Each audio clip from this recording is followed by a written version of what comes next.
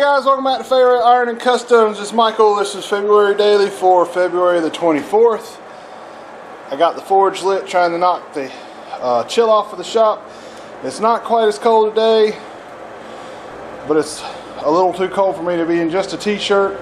But I'm more comfortable working in a t-shirt than I am with a coat on, so we're going to create a little heat in the corner with the old coal forge. You know, one of those advantages of also being a blacksmith.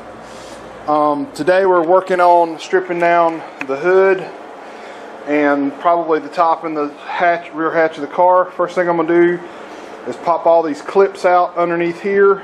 We'll have to be careful with these. They're a little different than just your regular push pin.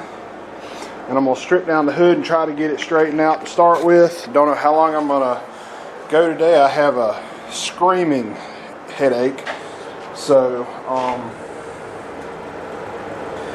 let's get into it.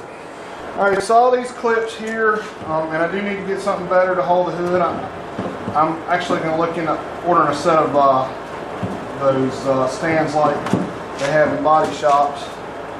Do need some pad under this if this hood wasn't going to have to be fixed. So these are just regular Christmas tree push clips.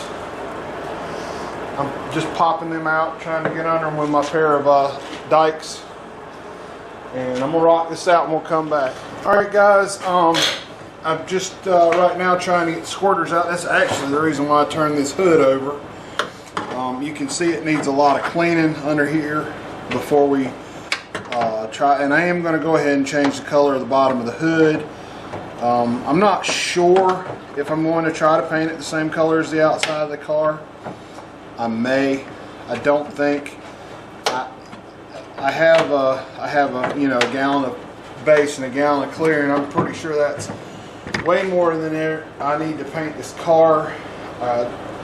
No, it didn't take a gallon when we painted it the first time, so I may, while I'm jamming the car out, I may clean this hood up and tape off the emissions labels and all that, and go ahead and shoot this hood underneath black. Of course, underneath the insulation you won't see the color, but if you got it out, you might as well paint the whole thing. I've got to try to figure out how to get those clips out. These squirters have little push clips on both sides. I don't know if y'all can see that or not. Focus. And you just have to squeeze them to get them to come out. I'm using a flat tip screwdriver.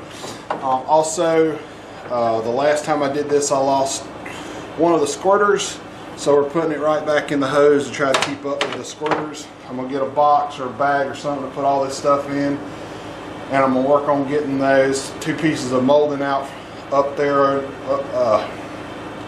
Guys, I can't talk today. I'm going to work on getting those last two pieces of molding. There's actually the two hood adjusters are up there as well. We're going to get that out, and we're going to go from there. Like I said, I got to come up with something a little better to flip the hood over and work on it so we don't bend it. I was going to mention, I talked about how this hood was damaged. You can see where it was creased on that side. It looked like somebody laid something under the hood right here and closed it down. I don't think this is going to be too much of a problem to fix. The outside metal isn't that bad. It's got a little ding somewhere right there, I think. Yeah, it's bent right there, and there was another ding, so we got to work on fixing those things. But like I said, I'd rather spend my time fixing some problems with a $60 hood than have a $500 hood that's probably going to have problems, just have to be fixed too. So alright guys, the hood bumpers are just bumpers. They're not the screw-in kind. So some hoods have ones that you can adjust. These are just bumpers to stop the hood from slamming down. I've gone ahead and started working on this area. What I'm going to try to do is pull this dent out, and I'm thinking I may have to put a little pressure because it's still bent like this a little bit. But I got a slide hammer, just drilled some holes in it. Got a cheap metal screw in my slide hammer. I'm gonna thread it in.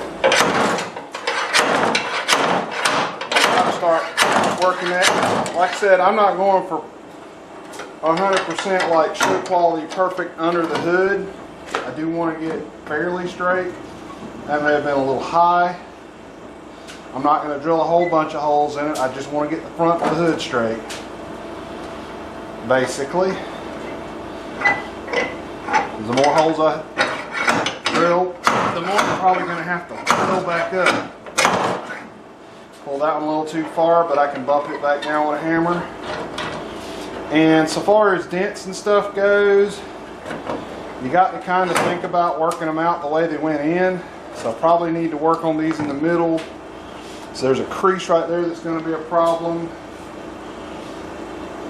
So I'm going to start here.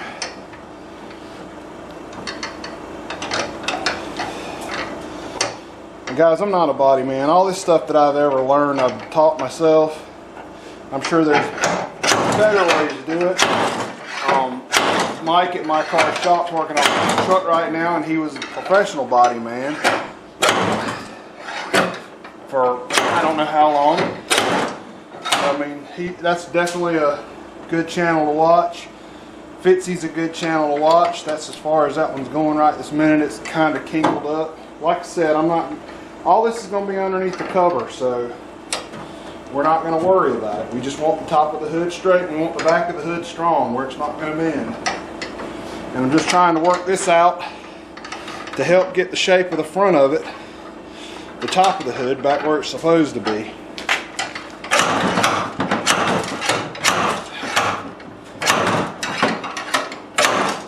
Let's come on up. I may have to drill a few more holes. It's pretty much flat, should be pretty much flat right across here, gauging from the other side of the hood. So that needs to come up. The rest of that, I probably need to throw another couple of holes in there. Like I said, this should be flat, so we need to pull that out. So I'm gonna work on this and we'll come back. All right guys, I got it pretty good. I mean, it ain't perfect by no means. I'm gonna have to weld these up because the seal goes here. It's still low through this area right here. When it bent, it took this metal and folded it in like that, if that makes any sense. So it's really hard to get that pulled back out. I may work on it some more. It's like just denting it more than it is pulling it out. I don't want to drill a bunch of holes in it. So what I'm going to do right now is go ahead and take the hood and lay it on the car and see what it looks like. I may have that side kicked up just a little bit. I did flip it over and try to get it looking fairly straight. Oh, this is where it would be perfect to have a helper. All right.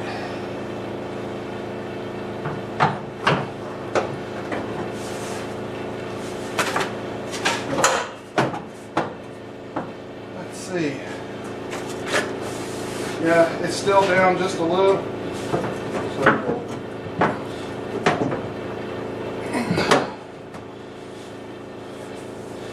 still got a crease right there. So I'm just going to the center of it and trying to center of the crease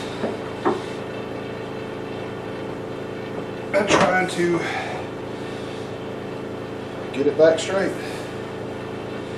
I think that'll line up. There's a low spot right there. We'll have to put fill in that, I'm sure.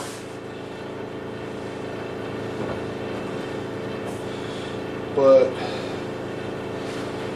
other than that,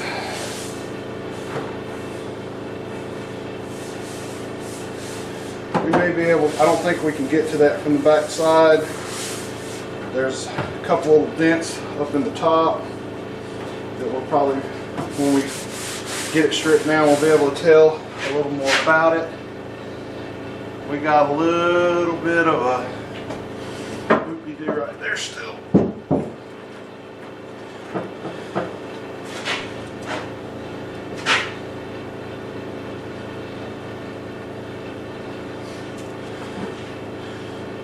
like I said, I'm just going to the center of the bend and putting all my pressure right on the pinch weld and try not to put any in the sheet metal. And that's probably as good as we're going to get it. So this side looks okay.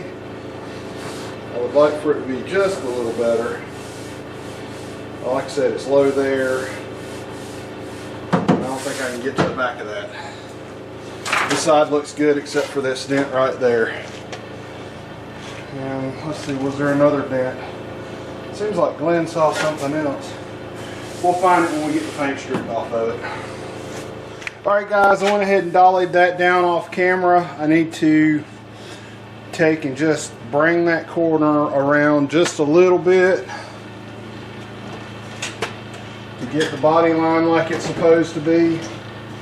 It's going to take some fill, and I've got to run pick up some. All I've got here is a little Bondo, and I don't want to put Bondo in it. I want to get some Evercoat to go in it.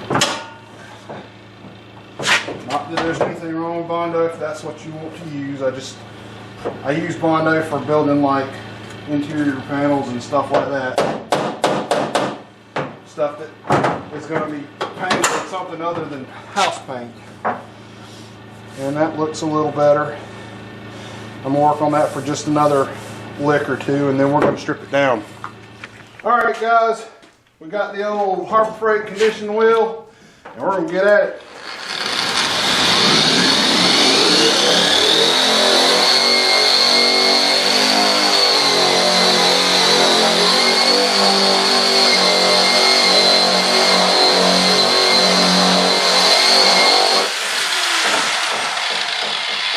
Yeah, I was worried that was going to cause a problem where I used it. Let's see if we can get that wheel burn in.